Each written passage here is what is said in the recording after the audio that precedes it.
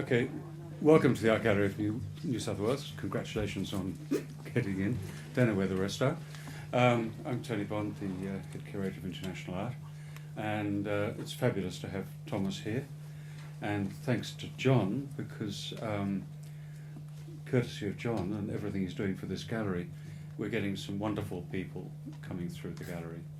And I'm just here to welcome you and introduce John, who will introduce Thomas and Judy, and we'll get on with the evening.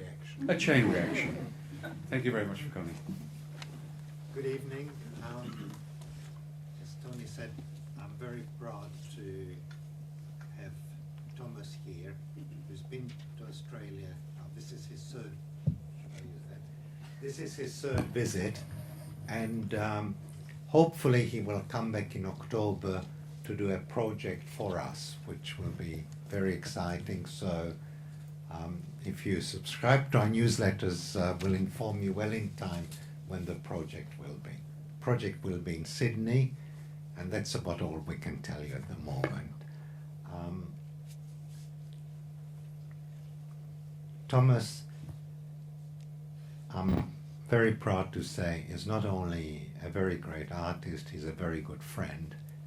And just to give you a bit of a background, and the rest will come out in conversation, Thomas had a solo show at MoMA in New York in 2005, in 2006 at the Serpentine in London, at the Venice Biennale, the Prada Foundation, his very monumental grotto work, and in 2009 and 2010 at the Neue Gallery in Berlin, he had an extensive solo show. So he's one of the most important contemporary artists, and it's great that he's here in Sydney and talking to us. So please welcome Thomas.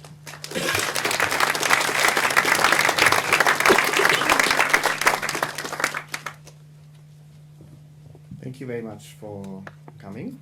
I'm very happy to be here for the time being, and we thought like we're doing it in the form of a conversation.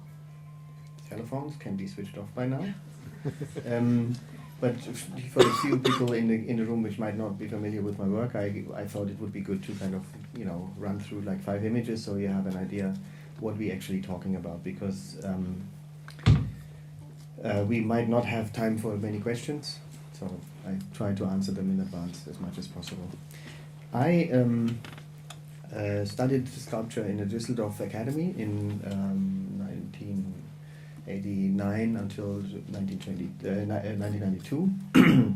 Sculpture in Düsseldorf at the time when the photography school, which we all know, the Becher School, was very popular. I have to admit that I only saw Mr. Becher once. I'm a complete amateur in photography, and used to do these sculptures which I could throw away as once I did them, because I was kind of pretty sure that I would be always able to kind of reconstruct them if I needed them for any reason.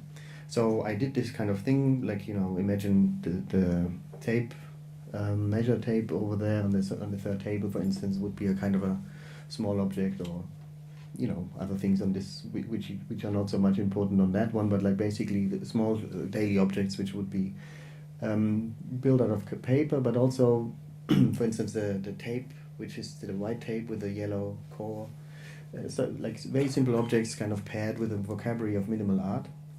And I would make them in a day, have the idea solved for myself, and then thought like I could get rid of them. And Professor at the time, a sculptor himself, he kind of proposed after like 2 years that I probably should start document those, simply just to know whether you make any progress with that, or whether you're just actually redoing the same kind of sculpture again and again. That made a lot of sense to me, so I kind of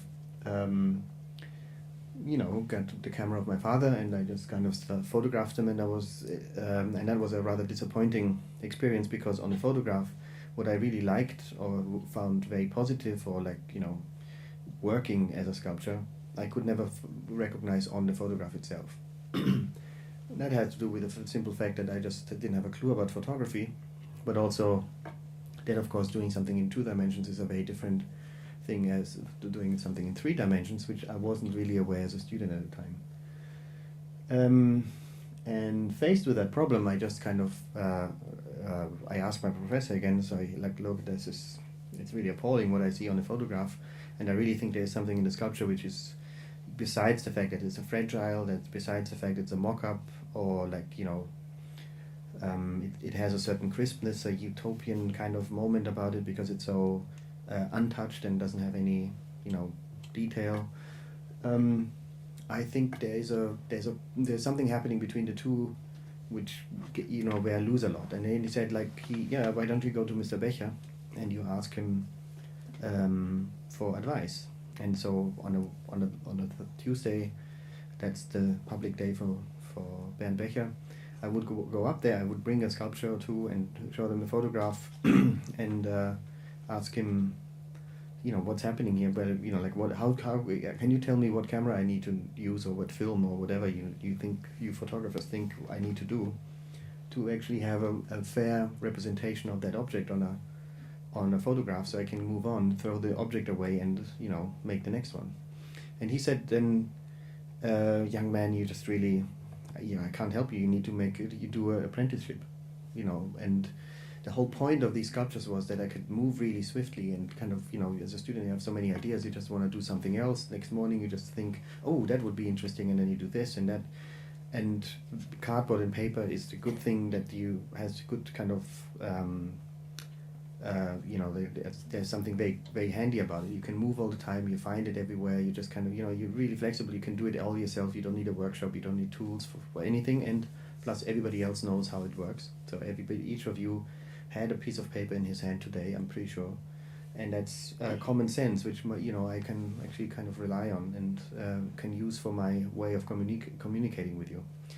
So I just was rather frustrated, because apprenticeship in something in Germany kind of means, like, for 3 years going to, you know, schlepping the cables and the coffers of some photographer which I didn't even want to meet, and walk down, and I said, okay, then I find my own way through this. I constructed basically 2 sculptures, one for the camera, which would obey all the perspective conditions of the camera and the lenses and all that, and the one which I wanted to be photographed. So obviously this latter one would be the first one to build, and then I would try to translate it into, you know, whatever was necessary to have it looking like.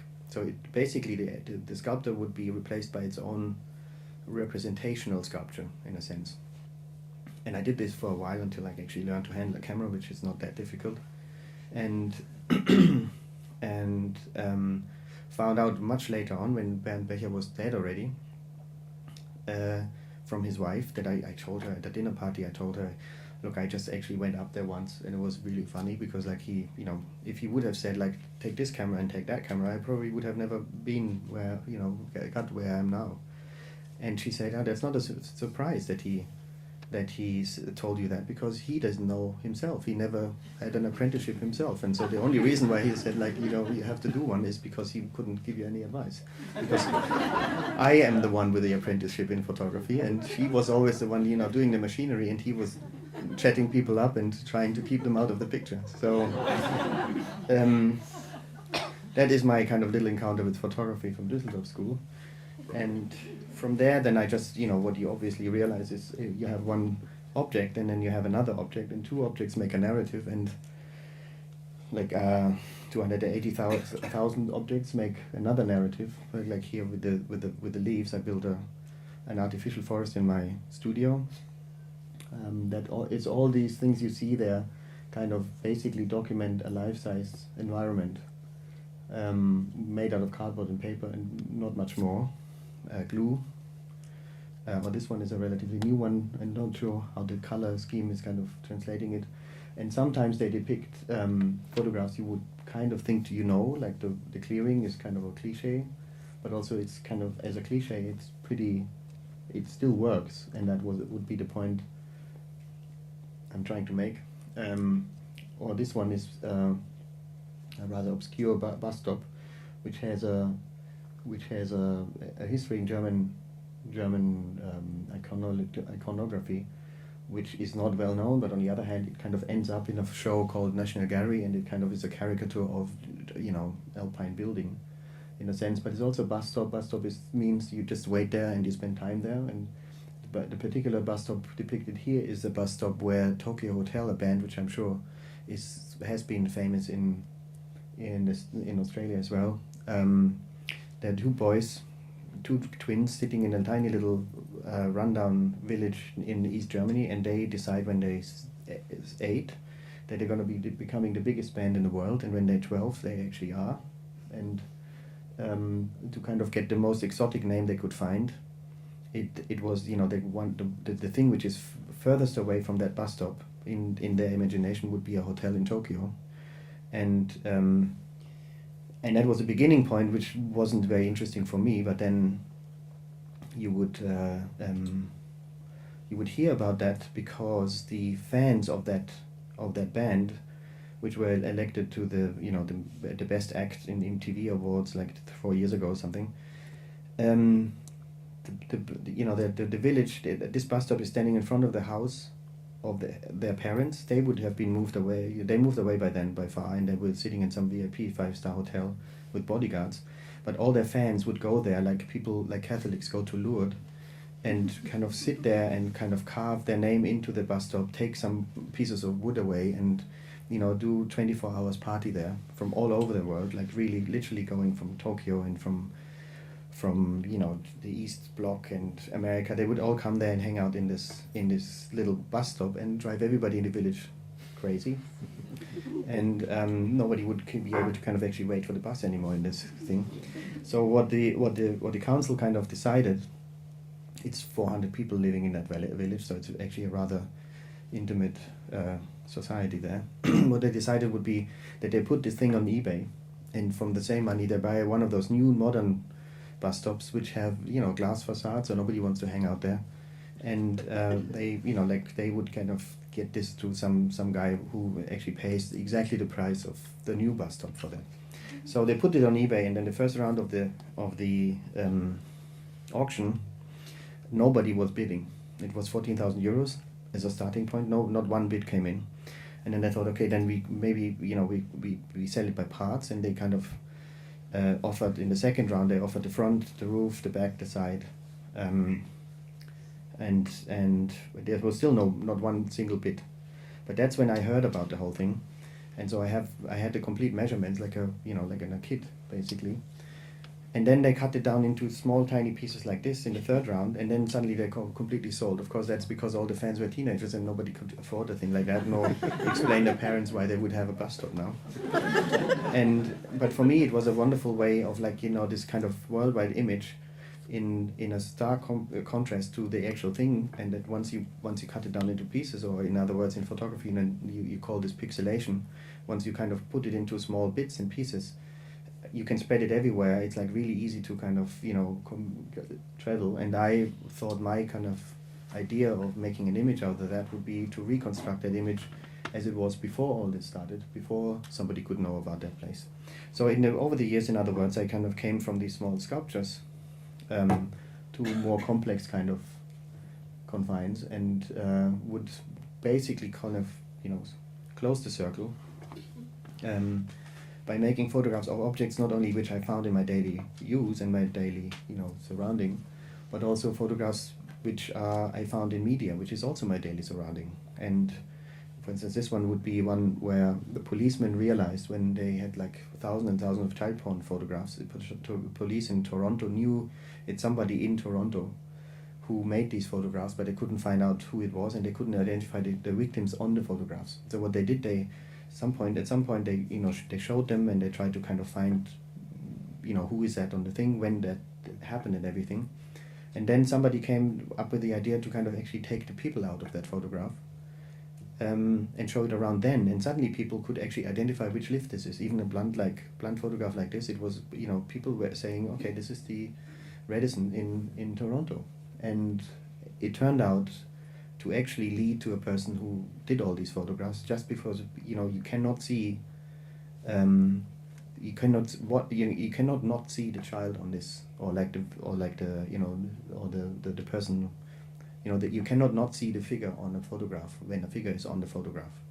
And so I would like, you know, for instance, see that photograph. I never saw the original photograph, I only saw the retouched photograph by the police, but I recognized a way of working and a way of thinking on their attempt, which I myself kind of went through earlier. So, you know, sometimes they're rather cliche.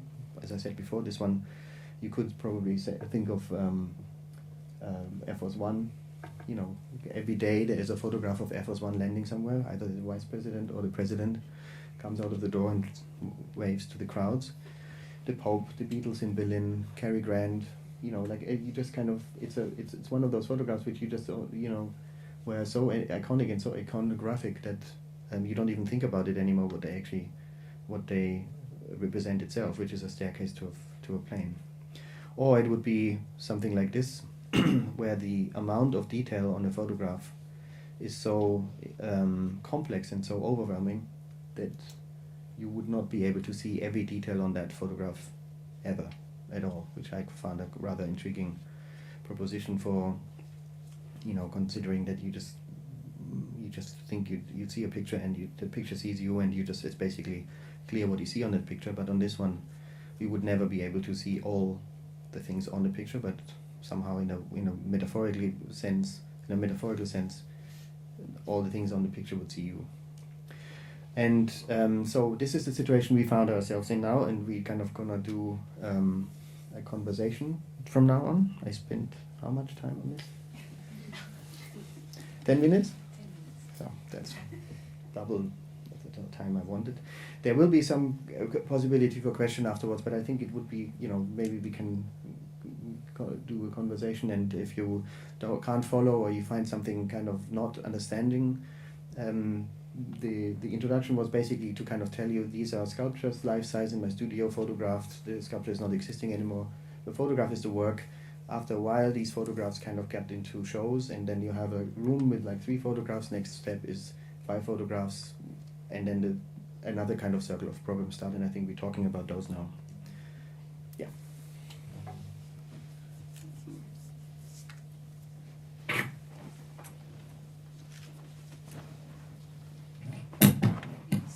These are working. Can you hear? Okay, good. Okay. So, this is from a major exhibition that Thomas did at Fondation Cartier in Paris 10 years ago. And was it your first collaboration with the architectural firm Caruso St. John? Yes, it was in fact. It was what I just said. You know, you have like 5 photographs in a room. It's pretty easy to kind of get this under control. But then the next step is you have like 15 photographs in a room, rather than 2 rooms or 3 rooms, and then you realize that the room is actually not good for the photographs. And then what can you do with that? Yeah, I'm just going to show a few shots. This is another one from the Cartier Foundation, and this is Serpentine already. Yes, this is Serpentine. Which did you do this installation independently of Caruso St. John? Yeah. The thing with Cartier started like I found myself in this glass cube, and which is a vitrine built by Jean Nouvel, a fantastic architect, which is not. Let's put it this way, because somebody from Jean Nouvel's company sits in this room. Polite. It's very interesting to see when architects propose a museum, what kind of art they put on the wall, because very often that is exactly the art they like. So they become like the curator in a sense, and they build a museum which is actually suitable for exactly that work. So there's a famous case of Philip Johnson, who hated Carl Andre and all this conceptual rubbish. Come on in, don't worry. We just started. So who hated all that work and was really into Picasso and master paintings and stuff. And he made really sure that like, the floor would be tropical wood in Bielefeld in a museum, red stone. You couldn't do any installation art in there. You really made sure that you can only show that kind of work in there. And if you look at these posters, you very often see that, which is not, you know, Frank Gehry would have Frank Stella in the show and in his kind of show, and Zaha Hadid has, you know, accordingly her heroes, which is totally okay. But in that sense, with this one, it meant that it wasn't for two-dimensional work. It was, his thinking is a completely different one. And you find yourself in this vitrine, big, large vitrine, which is basically like a huge kind of jewel case for a company which actually makes jewelry. Yes. And so the alternative for me would have been to go in the basement. The basement has white walls, as we know them, and it's very easy and stuff, but I just didn't want to give in to that. On the other hand, I didn't want to make art which would fit to his idea of the art. I wanted to show my art in his space. So how can I kind of get this going? And at that time, the Fondation Cartier, I was a no one, totally. And I kind of managed to convince the curator there to kind of actually do a little competition with architects. Because the idea was, once I built something in there, there's a famous artist called Absalon, French artist. If I build a room in there or something, I would basically do what Absalon would do, and that would be the work. But if I want to keep the integrity of my existing work, to show it in a thing, I need something like a moderator. Like on this picture, which you actually see, there is a TV show, there is a format of there are the hosts, and there are candidates. And so to say, I'm the candidate. I need a host within this TV channel. And for me, the host would be an architect to help me installing this, where the audience can clearly say, you make a distinction between what the architecture is and what the picture is. Whereas if I do this all myself, it looks like I haven't understood my own work. So in that sense, I just talked to 3 companies, which, really young architects, which are all fantastic architects today, which I really had a lucky straw on meeting these people, and kind of they all made propositions, and Cartier for some reason didn't know what the involvement would be, and they just said yes to my favorite project, which was the one with the 2 British architects, and it's slabs of like very thin walls, plasterboard walls, which go all the way up 7 meters high, 15 meters long, and they would divide the room into stripes. Basically, I could set the doors as I need them, so I can orchestrate the walk around. But they wouldn't answer to any of the grid of the proposition of the building itself. Plus, then I thought this is a glass building, so it's pretty visible from the street, and it's on the Boulevard Raspail, which is one of the big commuter avenues into Paris. On the way out, we had like really strong colors, which would really glow with the night. In the night, and in the morning we would have really muted colors like grayish, dark. The most extravagant was a dark blue, and that was kind of the starting idea for that show. Because it sets up a very beautiful relationship between the way in which your frame was luminous. They're face mounted onto Diasec, for anyone who doesn't know, which means you get this very beautiful, very slick and smooth surface. Well, one word on that one is just, it's kind of a way of making the photographic print invisible. Because I wasn't very happy with the surface of that available material, because it's dead. And I wanted to have people looking at the thing I made, not the thing somebody else printed for me. Yeah. And so these kind of floating, I do think that like my pals or like my all the colleagues which I was looking up at, like Gursky, and they had always this white frame around it, and I thought like this is kind of actually not my work. This is not what I want to go to. I want to have them like windows. Basically, you look through a window, glass of pane of glass. You look into my studio, and that's why they don't have a frame. They don't have any edges, and they just were floating on the thing. So with the Serpentine installation,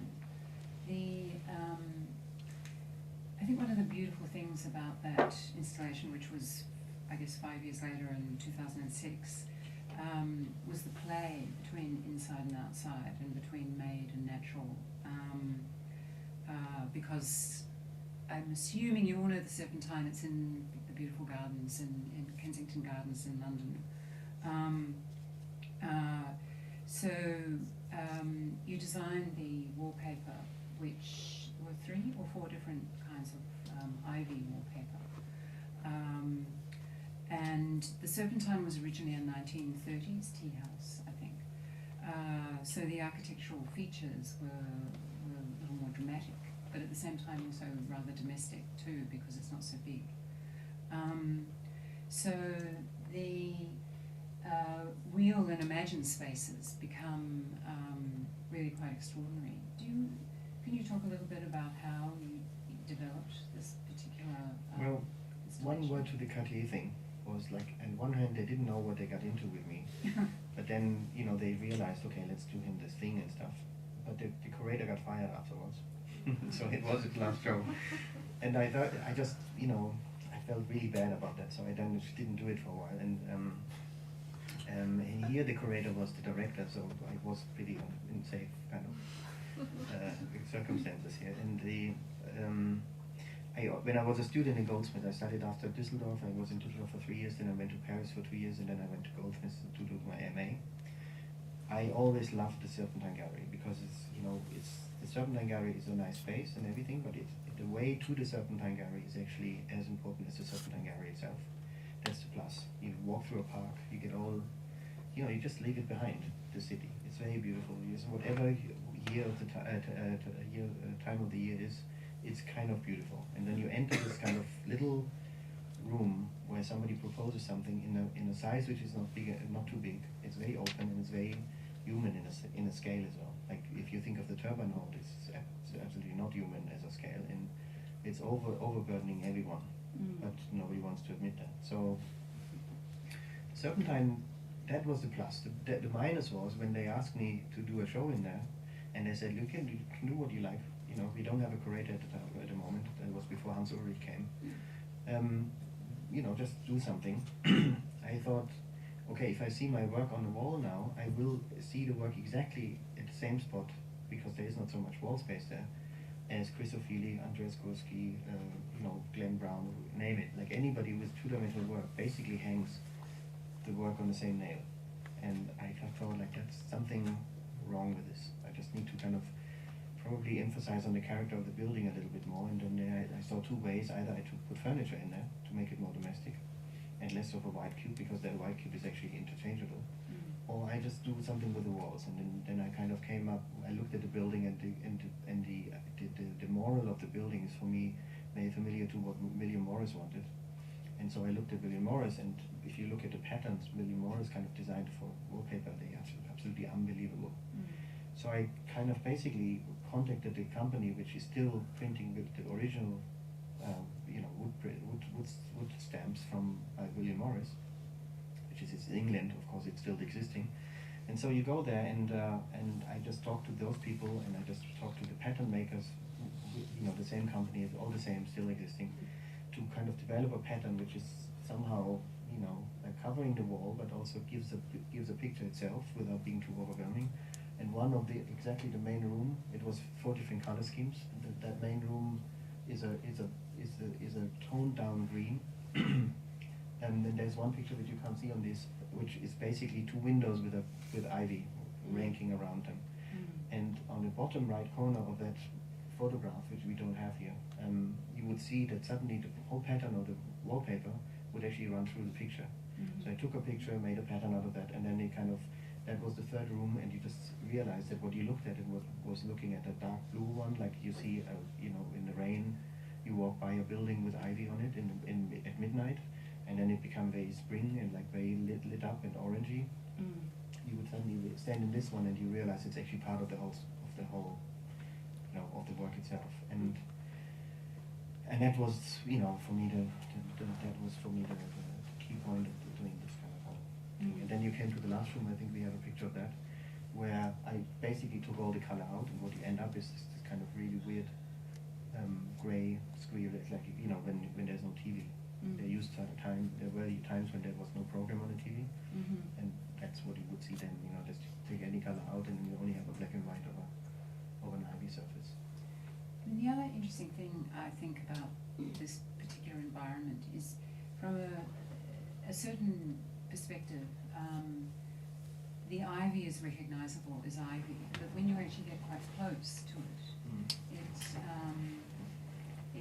it does become much more geometric, and yet it's neither one thing or the other. In fact, it's but it does shift according to where you are with it, which of course is. It's also very haptic because it consists of 10 colors. It's really like a potato print, only a little bit more enhanced, but not much. It's really like if you kind of go with the hand over it, it has a texture. And I didn't want to have a photograph I hang my pictures on. Photographs on photographs, that doesn't make much sense. So I thought I need to kind of make sure that this is the wall, this is the picture, and it's not an installation of everything at the same time or something. And that's the relatively fantastic way of like dividing it into 10 colors, which you could mix and all this, enabled me to kind of actually have a still very abstract kind of pattern. On the other hand, it would have shadows, it would have highlights, and it would have a certain kind of delicacy in the surface, but it wouldn't compete with the photograph. Now the other, was the Serpentine the first time that you also showed, in the context of quite a large grouping of your work, that you also showed the stop motion, or stop motion with a particular intense sound? No, I got invited to do a project in the Tate in '96, and I decided to do a film. Basically, I would probably say one more thing to this one, because one of the points of this is that you see here the studio again, which you saw before and you saw in the slideshow as direct picture. Of course, if it works that slow as I do, and you do bigger shows, you probably have a repetition of the pictures in there. Some pictures will come back, and I actually have one picture which I show in every show, which is a pegboard. It's a completely abstract picture, just for I don't know, reasons of tradition. And but you have these. You might have to have repetition. So I just realized that actually a show needs to have a character on its own. So much of this effort is actually just to kind of give you a point in time, so you just don't forget. You go to a show, and some shows you just don't forget because they have given you something else than just the pictures. And you see so many kind of things in boxes being carried around and shipped all over the world, and then they find a place for 6 weeks on that wall, and then for another 6 weeks on that wall, and just somehow there's something very sad about that. And I thought, if I can have the chance, and the context is right, I would like to make shows which are more than just the accrochage of the works. And the film was coming out of a similar kind of thought. It was simply, like at the time when I started, I just thought like I wanted to document my sculptures, as I said. But then there was a point where suddenly people would all kind of take me, basically kidnap my work, and to kind of prove a point about the fact that photography lies, which maybe it does, maybe it doesn't. It's just a point of view, and I don't completely agree on that anyways. But I don't want to be, the digital comes in, and all the cameras and everything will go, and it's a tragic case, and the world will not be the same as it was because, modern technology. And I found this really ridiculous because, photography was new at some point as well, and they said that about painting, and we still have painting around, and actually free painting a lot. So, I thought this is kind of, a very tedious way of being received, and I wanted to put more emphasis also for myself. As an artist, you always of course you hear what other people say, and you just find yourself saying, no, that's wrong. But you just want to kind of also make it into part of the work. And so I thought, maybe I want to, if I move the camera around, I get away from, I just put more emphasis on the fact that there are actually sculptures in front of the camera, because the eye suddenly kind of, is flexible, and it's not about the. So I had this invitation by the Tate, and I started making a film, the first film, which is called Tunnel. With a loop, you go 15 times through the same tunnel. I think we have it at the very end. I'm giving everything away, but this is like a still. This is a still. You would drive through this tunnel 52 times, and each of these drive-through would be different, and that was the first time I worked with film. And then I just realized that it's actually something. It's not a film. It's a moving image. And then I just did some research on that, and it happens to be that there's a wonderful time which the futurists really love, which is to film before film, but after film, but before feature film, before Hollywood. So, everybody knows these films about the locomotive comes to the station and everybody runs away. And that was for the futurists, for Marinetti. This was the future. This was amazing as a thing, but it was still a novelty. And then they started doing films. Lumiere brothers started doing films for 5-6 years, roughly. They all did films about, artists doing something in front of the camera. And then the narrative part came in, where suddenly you have the king something kind of hits the king something, or it becomes like all love story, and all what we know as cinema today just kicked in then. But you have this window of like where the film is actually what it is. It shows you something somebody does for an audience, but instead of being there himself, he just has it. There's a film of that. And of course the futurists loved that, because they thought it's not Puccini, it's not kind of opium for the people, but it's also actually rather modern, and it's not a novelty either. So this kind of film I found very intriguing, and then I started doing stop motion animation, which was which we have a few over there as well. That's how I got into that. So I think so. It was 96, the tunnel. No, 96 came the problem was, 96 came the invitation to do this. It took me like until 97 until I knew what I wanted to do. Then I got the slot for 98. Yeah. And then Lady died, and I proposed them. I'm doing a camera moving through a building, and it's presumably it would be a tunnel. And then she died, and of course you can't do a tunnel then, So we got a little later, but also I knew which tunnel, because at the time when I proposed it, I didn't know what kind of tunnel, and I thought like, okay, now I have to kind of make up a tunnel or something.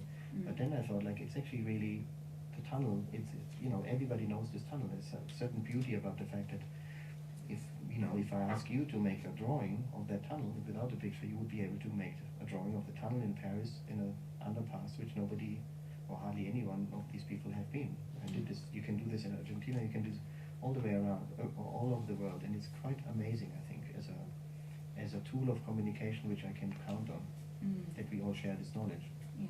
And it actually means something to us. So it's not about necessarily criticizing mass media, it's just also, this is part of our life, and we use this all the time, and so for me the fact was like I couldn't do any film with a tunnel other than the tunnel from Paris. And then we kind of put it like exactly, I asked him to put it in a schedule it in a way that it would be just before Hollywood movie would come out, because there was the say about this, like Hollywood make a big film and stuff, and it was clear a year after that it wouldn't be there, but it would be still in the heads of the people, but it wouldn't be, it would be about what they have in their heads and not about the real incident, because there is no incident happening, the camera flies through the tunnel. I think this relates, very clearly has something to do with what you've described as the shadowy realm of the collective unconscious, which is, we're all subject to such a phenomenal amount of images these days from so many different places. And we put them together and remember things which, in fact, were completely not anything that we have ever experienced as individuals, but then it becomes a very interesting and complex form of material which we recognize.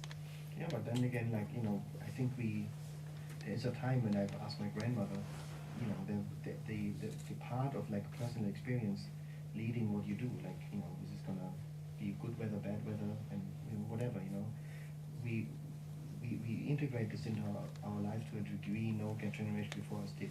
So it's not about like, is this good or bad, it's just about how does this work, how does this work that I know that a certain watch is considered being cool in New York, whereas I haven't even seen it in the flesh, but then if I see it for the first time, I would immediately know, oh, this is a whatever watch.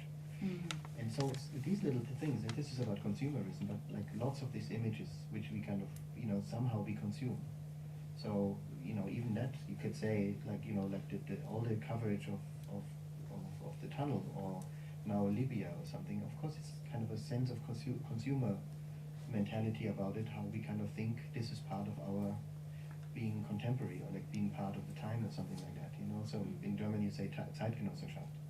So it defines your life, but it's not necessarily bad. And as an artist, you always ask yourself, how can I get out of this consumer part, like receiving things, into somebody who can actually do something with this. You know, what can you do with all this knowledge? And then, you know, in a very simple way, you think like, oh, maybe I can actually use this image and use the fact that everybody has that. And not to be forgotten in that is, if you speak about memory, for instance, that we know that if I talk about the tunnel, Lady Di, everybody in this room, which kind of follows and hasn't fallen asleep by now, is you know, the brain is putting this picture together. It's not really a picture in the head. It's just like we put this together. So every memory, everything we say, is actually an active process of, you know, connecting things, putting elements together. Brain is amazing about that, but we don't have prefabricated pictures. So every time we put it together, we put a little bit of a different picture together. And so memory is kind of actually doing us a trick all the time. And we would be crazy. We would really go bonkers. There are people which can't do that. If we would always remember the same thing, and if we would always remember everything, we would also go crazy. So this filtering of what we remember and how we communicate is actually an essential part of our understanding of the world. And these things, as an artist, are kind of incredibly important. You know, as much as like 200 years ago, somebody would draw a tree, and every leaf, it would be other things would be very important. The fact that there is no angel hovering around in a tree or something. So, did you always have sound with your stop motion? No. This one doesn't have sound, for instance. This one has no sound, but it has a sound, which is, you know, the film projector. The film projector stands in a room, has a loop in the thing, and the sound of the loop of the film. It's only 24 images. But we elongated it a little longer because otherwise the film wears out so much. But like basically the film loop is kind of similar to the loop of the escalator, because an escalator is the picture, the perspective of this is a CCTV camera onto an escalator, which is also a loop because it kind of re-records itself all the time, every day. And so everything is about looping. What you hear is the mechanics of the film projector kind of enabling you to see that thing. So it is kind of very similar to the mechanic sounds of this one, but I have done films which don't have sound. Because I'm intrigued by a recorder, that it does have sound.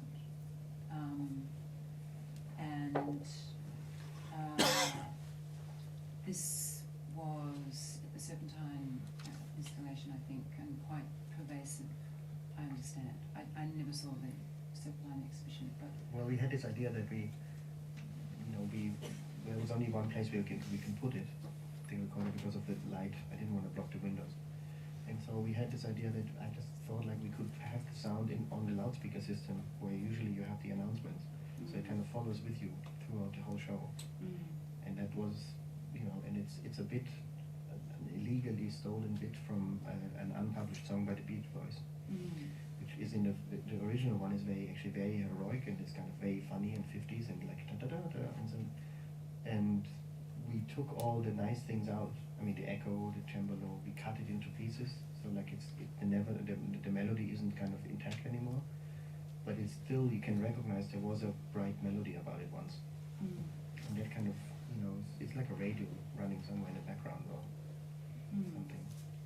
I mean, thinking of memory again, the array of mnemonic devices, including sound, is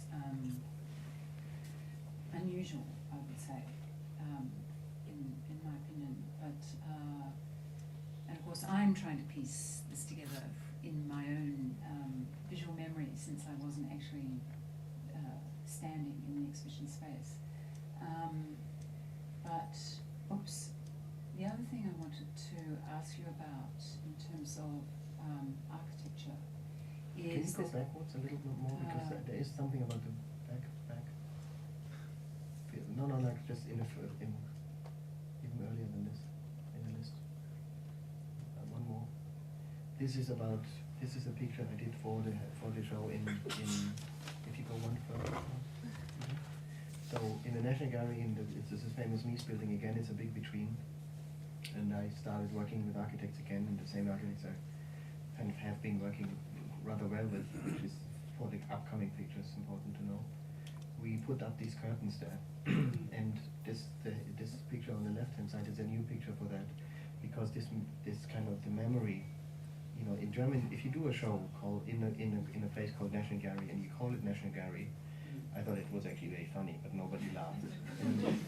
And also it's kind of a bit of an imposter act, you know, like you just kind of, and then it turns out that you do this on the 60th anniversary of the founding of the Republic, plus the 20th anniversary of the wall coming down, plus the year when the Chancellor is re-elected. So you have a politicized audience, which is kind of, you know, it's unbelievable. So I thought I have to kind of, in a very subtle way, answer to that context. And you cannot do a show in Germany about Germany without, you know, mentioning the Holocaust. Of course you can't don't mention the war, but like, you know, like that is part of the texture of the Republic, is how do they kind of did they deal with that memory? You know, that is the. Now you would say they dealt relatively well with this, but like, you know, because other countries didn't. But it's, of course, it's you know, if you grow up in this, it's not your choice. You just, you know, grow up with this, and you just, if you're a good citizen, you just realize that you cannot run away from this. You have to deal with this within the society and everything. And that manifests itself, especially in the later ages, like around 80s and 90s, it manifests itself in monuments. And the monuments kick in at a time when the people which actually would be active witnesses of that, you know, of the Holocaust, would actually be getting old, and it's foreseeable that they wouldn't be with us anymore. So the second and third generation tries to institutionalize that memory, knowing that, you know, the real factual matter. Like, I mean, there was a time when people said we cannot do a poem anymore after the Holocaust. So, and for a long time, until Steven Spielberg made a Hollywood movie out of that, nobody would even make a film about that. Just, you know, it would be a no-go area, because you thought, like, if you keep this as a big black hole, the impact of that memory would be much more demanding, you know, larger, like, you know, keep this, like when you go in the church, and it's just, you have this kind of weird, even if you're not religious, they work very well, these kind of, you know, these kind of spaces. So in the same way, within the society, you would have this kind of big empty room of memory. But now we kind of presented with all these monuments of that, and I thought if you do a show like that, you should probably kind of have something which kind of depicts that kind of memory, like how a society institutionalized memory. Especially when you think of Berlin, you know, Berlin has the Holocaust Memorial by Richard Serra Eisenman, which is very successful, but it's a bunch of stones. And I came across this unbelievable thing from, which is an organ in Kufstein, where the veterans of the First World War were like collecting after the World War. They were collecting money to build this organ, which is an outdoor organ. That's why now you can go to the next picture maybe. That's why it looks so unpresentable, not like an organ how do you know them from the churches, like, you know, with all the decorum. It would be an outdoor organ, which they opened in 1931, so it's relatively off, you know, whatever political background you could kind of probably put onto that. And they opened that, and it's basically sitting on the top of a hill in the middle of a town, which is a border town of Austria towards Germany. And it would do that to commemorate their fallen comrades. So it was a completely private thing. They put this into the castle of Kufstein, and it would play every day at 12 o'clock. The organist, it's part of the organist of the music school, of the local music school, to go and play the organ at 12 o'clock. But up to today, and I found this postcard of this thing, and I thought this is really beautiful, because what I said about memory being a process, or like something you put together every time you think about it, you know, they realized that,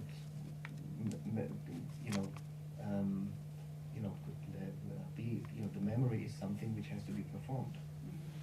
And so, in that sense, it's much more modern than a stone, or like a stone with most of the stones always have letters on them or something to say what they basically mean.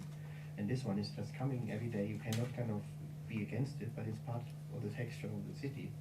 And I found this a really beautiful and very modern idea in a sense. And then I called them and I said, look, I'm interested in to see the organ. Is it still existing? Is there some contemporary photographs about it or anything? and she said, like, the organist picked up the phone. It's a tiny little village. And she said, oh, it's kind of funny that you called, because it was a Friday. On Tuesday, they're going to dismantle the thing after 8 years. And it turns out that they have a new mayor, and the mayor wanted to make it into a tourist attraction. So So a memorial is something very different from a tourist attraction. And he wanted her to be visible when she plays, and she refused and said like, okay, I leave the job, I quit, I go. And then he decided to, okay, we can do this with a computer too if you don't want to do it anymore. And by renovating the organ, they just kind of have it now as a mechanic thing, where somebody could play, but basically daily organ play is actually done by a computer. Mm. Somehow this is a very different thing. I think it's not a performance anymore. It's an automated reaction to something, to a program.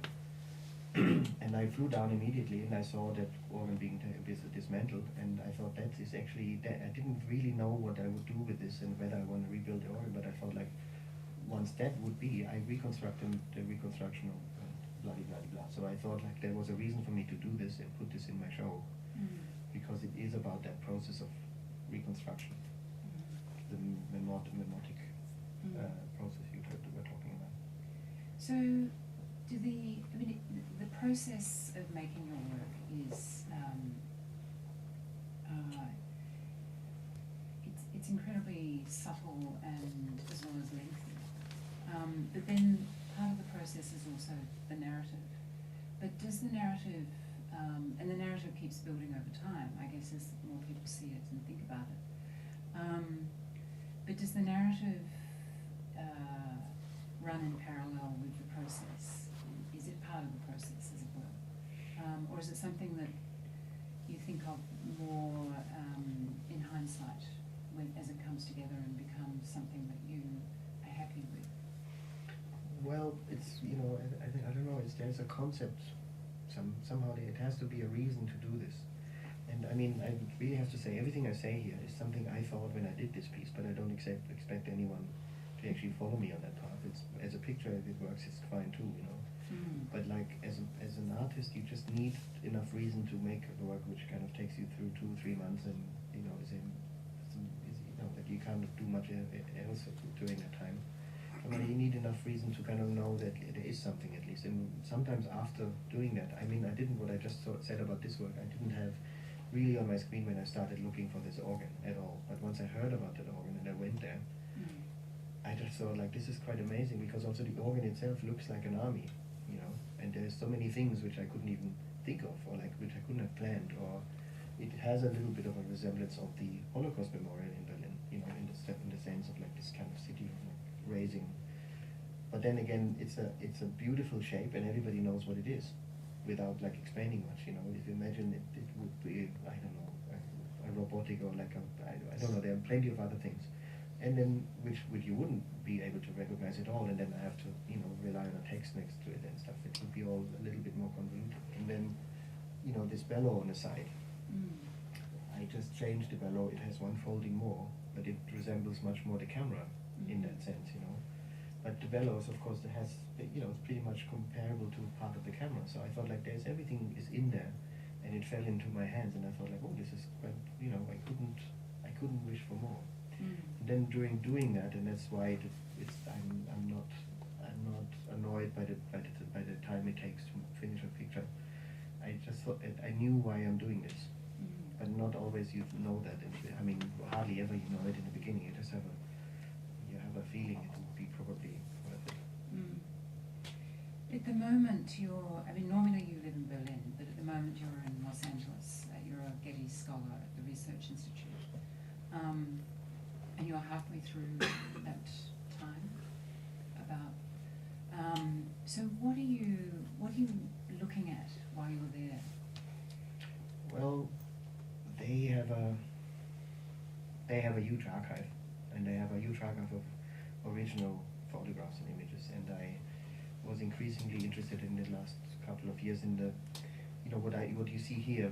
I mean, the invitation came because they have a motto for that year, which is the art of the display. So they invite art historians from all over the world to study and pay them and do that and all this, and to come and work on the way how people kind of showed art during the centuries. And that kind of go from how the Romans showed Greek sculpture to how Venetian counts showed their collection in the Kunstkammer, to how the gallerists, a 19th century gallery, kind of the idea of the gallery came about.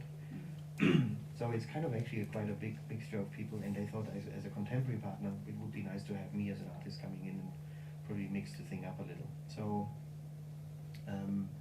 that's how I came into that thing, and I just was increasingly interested by, as you can see already, the display of photography in a space. If it's not a white space and doesn't, it's kind of not following the normal conventions of that. I mean, the downside of this is always that people think I'm not trusting my work enough, so I need to always do something else around it. But I'm not always doing this, so it's also like for me, a lot of it is for myself. I'm totally honest about that as well. But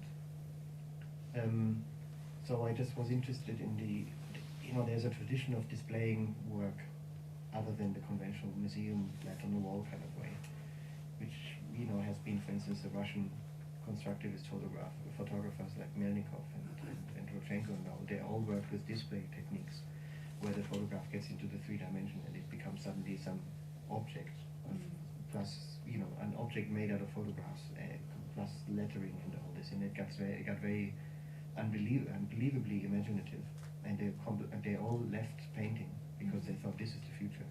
Then the collage came in, and the political collage, of course, kind of follows but then photography goes on the front of a newspaper. The next morning it becomes like a flag. The third one it becomes like a huge, background for like a parade or something like that. And that in full steam in the best interests for a good thing or something. And then it got into Family of Man with the same morals. And the MoMA would make these displays in the 40s against Germany and against the enemy, with the help of like exiled German Bauhaus people, Hannes Meyer, for instance, and stuff. So it's very interesting to see how that develops. And then in the 50s, the Family of Man is a famous design which traveled, which was basically trying to translate photography into 3 dimensions. And that's of course a theme which I'm quite interested in, and the Getty has a lot of research material for that. And that's why one of my starting points of research was that so far. And you have to see, the sad point is, of course, it's foreseeable where it all ends in. It's consumer fairs where you have big displays for advertisement now, which define the space. But I'm not sure whether that has to be the end of that. No, I mean, if your colleagues there are going back to how the Greeks, how the Romans displayed Greek sculpture, for example, and Renaissance and medieval displays and so on, then it's interesting in terms of different perceptions of objects and images in space, and how that can be, there's a potential for renewal, I would have thought, rather than things being just static. But how are we going? Good time. I think we should wrap up soon. Yes, we are way over time. Is there time for a couple of questions? From my side, but I don't. If anybody has to catch a train, then. Are there any questions? Donna. I touched really on memory and history in your work. I'm really interested in the way that you combine memory and history, or use it as a research tool, I suppose, for your work. An example, of course, is Raum and Mark. Example I'm thinking about is Klauser. Can everybody hear her, by the way? Maybe you have to speak up. Okay. So Klauser is really interesting work in the fact that she worked in a series of images, and Raum is a single image. But how you use and do that research, which is actually really fascinating, and saying that could be held in all. So I just wanted to see if you could talk a little bit more about that kind of research that you do, particularly in regard to the Klauser, which is a very interesting story in regards to the murder, and the history of that site as a, I suppose, as a displaced site, which is now being closed down. Well, a couple of things. I mean, this is it's a complex thing. It was the one with in the Serpentine in the main room where you saw the darker green kind of wallpaper. That's like you saw 3 pictures of that. A 5-piece work. In the beginning, I never went to the spaces or places I wanted to work from, because I realized actually I don't want to work from that place. I don't have anything to say about that place. other than what I read in the paper, because I'm, it's pretty much like working with paper. You just know what everybody else knows, and you try to make something with this instead of like just looking at it. But and also like I had the feeling it would be rather banal sometimes. But there are exceptions. In the beginning, I just thought like maybe I should be more investigative. So I went to one place. I did a piece called Corridor, and this is kind of basically coming from a picture I saw about. Originally came from a picture I saw about the apartment house of Jeffrey Dahmer. I mean the apartment itself, and I saw this on an in-flight magazine, in fact, of all places, going to New York, where I was going for like to live for like a couple of years. And I thought, oh, that's great. Beginning, I just kind of go to all these picture archives, and I try to get this picture and find out more, because it looked really random, like completely like an IKEA catalog. But it was this place of where he kind of basically killed over the course of 4 years or 5 years, 9 people. And when the police came in, they found parts of them in the fridge and stuff. So it was really creepy kind of thing.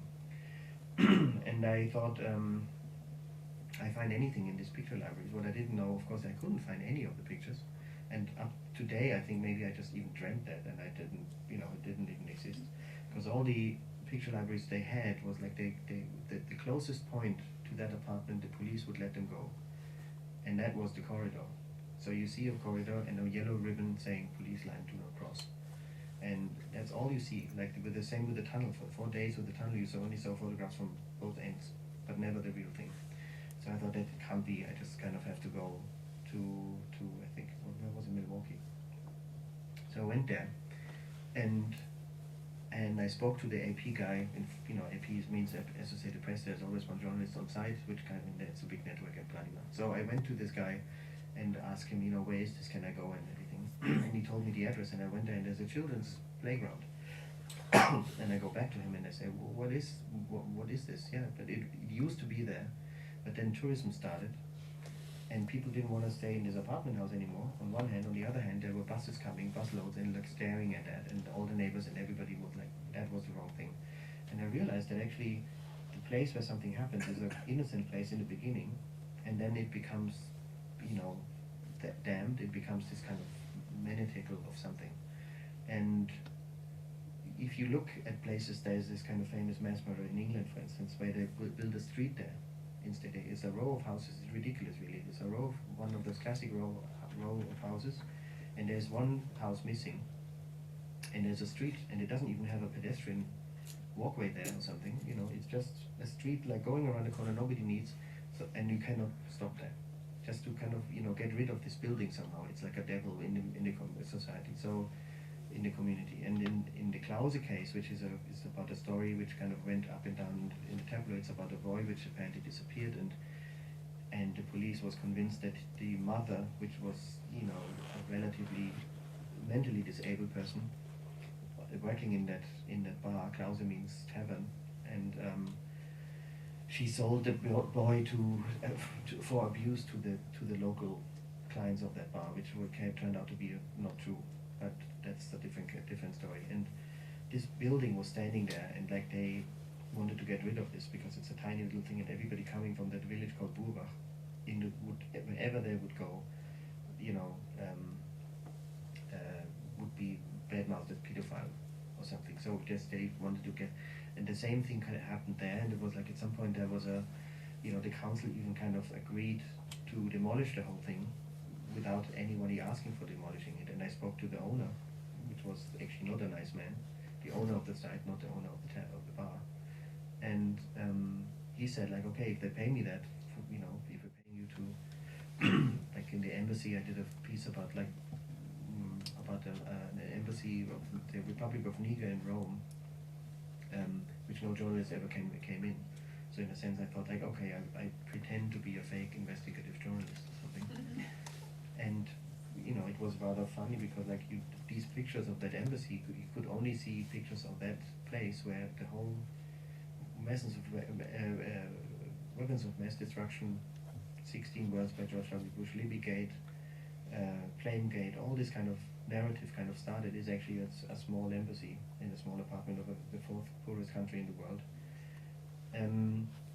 where somebody stole blank paper. stationery paper, and it turns out, you know, it then became somebody kind of forged contracts on that paper, and it went on to be this major kind of the only evidence for Saddam Hussein being, you know, being what he was basically, or like, you know, being the biggest enemy of the world at the time, and the justification for George W. Bush to run the war despite the fact that nobody had any evidence against him. So it's this weird kind of misproportional thing, and nobody ever got into this embassy, and I talked myself into this embassy somehow, so suddenly the research becomes so integral to the work that it kind of goes and wipes out the, you know, the fact that I work with found images very often. Is there one more question? No, he has a question. This is a pal from the Novell office, so I would like to know what he has. I noticed that you're sensitive to the question of how your work is sitting in its environment. And, there's obviously a relationship, and the interesting situation that Bertolt Brecht, this German writer, creates when he says, well, you recite a poem in a subway, and does it still work? You know, it talks about the cherry tree, and nobody cares, and so does that still work then? And obviously there has to, and I disagree with that. I disagree that you have to write poems that work in subways or make art that works just anywhere. I think you do have to respect the artwork, and you have to make it work together. It's been a very difficult dialogue between architects and most of the time you talk to curators and not to artists. Museums get built. And the architect always gets it wrong, because you can't really get the right space for every single type of piece of work that you find in the world. Thank God, because then we would all end up with the same museums everywhere. But in the case of the Cartier Foundation, obviously, I mean, John Bell didn't design it to keep Thomas de Mad out of it, because by the time it was finished in '87, both of us were still in school. I don't think that was the purpose. It was designed as a space that would keep the ground floor open, because there was an existing park with beautiful large trees, and the visual connection was important there. And then obviously could have more easily brought in opaque walls than once you have opaque walls, blow them away and create a glass wall. So the more probably subversive reaction to that space, and I agree, it is a jewelry box, and there is a very ambivalent relationship between Cartier, who are they really, and why are they doing this, and it works in several ways, but the subversive way of dealing with it could have been to really enclose it, refuse this whole situation altogether. Yeah, but then you don't have to kind do. of did that at the I thought that National about Gallery. I thought that about this as well, but like then I think, why would I say yes to a show? You know, if I mean, a white cube I can find anywhere, but like, if you want to deal with this proposition in a sense, but you don't want to obey to the rules the architect set there. Yeah, I agree. But I don't think it's the architect that sets the rules. No, but like, I mean, I don't even have anything against it. He's the architect, and it's a great building, and you know, it's so complex, this kind of topic, you know. But it's just, I have to find a way of doing my art, just, you know, in a context which is not necessarily the best context for the work, and making, can you do this or can you not do this? You have the opportunity. Would you want to design your own environment for the exhibition? Well, yeah, I mean, we sometimes, but it's not even about, it's not a power thing, you know. It's just Jean Nouvel, he did a museum, a very fantastic, I mean, I really think he's a very important architect and so on, you know. I'm not saying this is bad, it's just more, there's a museum he presented for media art. This is just, I don't know where it is, somewhere in France. It's this kind of blue box sitting on a parking spot. And when you look at the presentation of that, how he won that competition, you see a video by Mariko Mori, 8 times next to each other. That looks fantastic. But would Mariko Mori want to have her work 8 times next to each other projected? No. Why not? You know, you don't want to have 8 Demoiselles d'Avignon hang next to each other. That's not the point, you know. So it looks very nice and it looks very good, but it's actually in reality is not exactly what you need for this. And that's the point, you know. It's just, it might work for some work, but it doesn't work for most of the work. But for other work it works fantastic, like Mark Newson putting the plane in there. It looks superb, you know. It's not. It's just more for me. I get an invitation. I find this challenging because it's the architect of my time and not like a 19th century museum. I think you could probably do something, but it needs a little bit of an effort. And what the outcome is always more than, as I said, like 15 pictures in a box coming and hung on the wall. It's unfortunate that the curator got fired over this because you can't fire the architect anymore because it's too late. but it would have been interesting to create a situation out of this where you can challenge the position altogether of the company that the Cartier represents in society. Yeah, but in the end, it's just a show. It's coming and going. Like it's not. No. Anyways. We have like a little bit more time, so Hi, I just want to know, can you tell us more about the process of the way you make your work before you photograph it? Do you make by hand? Do you get a machine manufactured? Like, can you talk a little bit about that? We haven't really touched on that yet. If you want to talk about it. No, it's fine.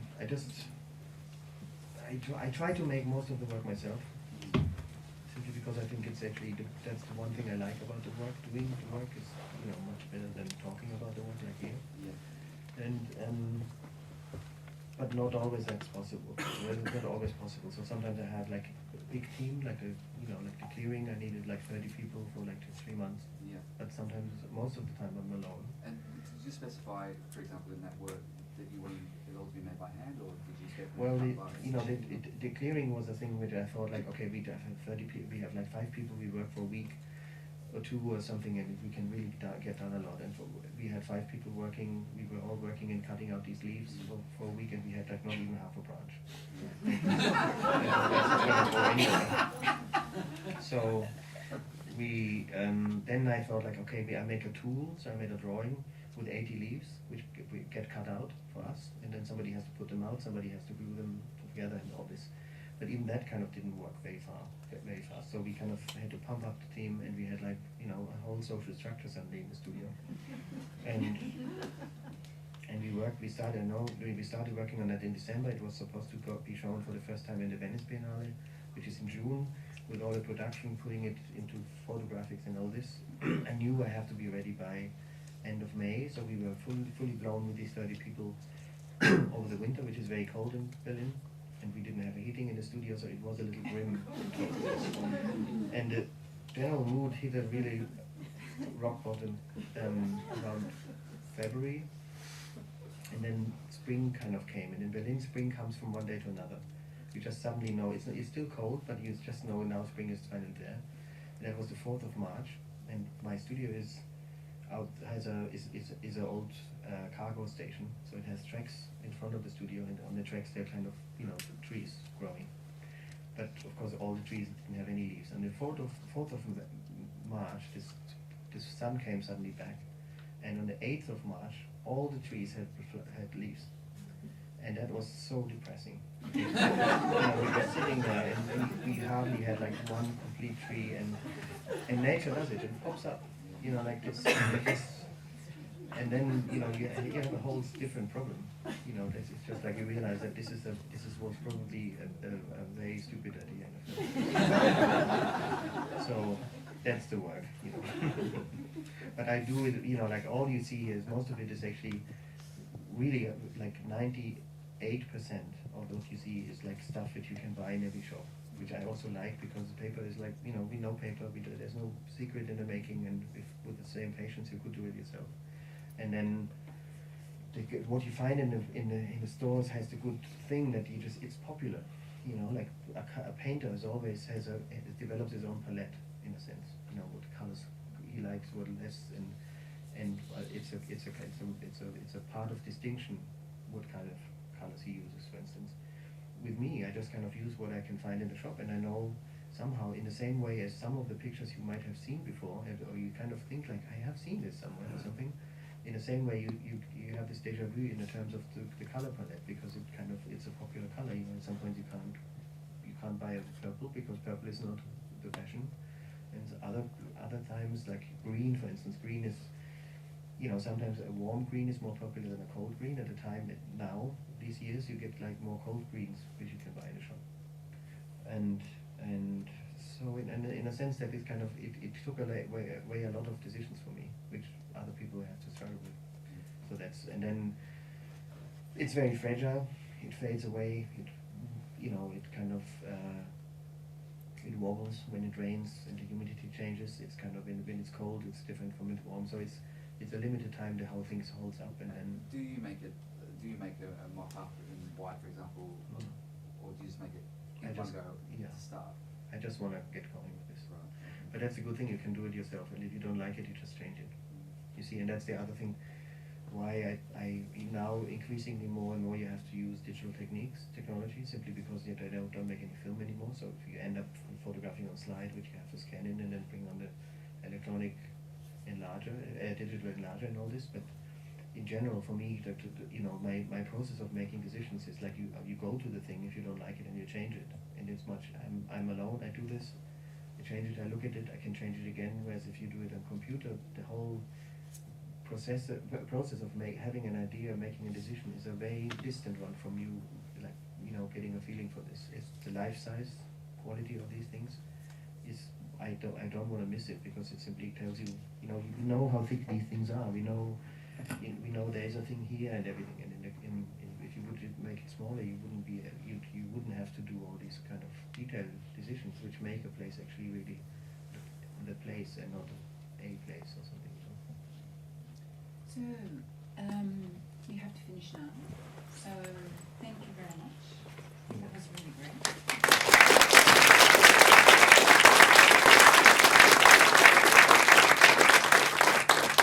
So, I'm looking forward to Thomas's project with John Kaldor in October, that's for sure. Thank you. Thank you very much for coming.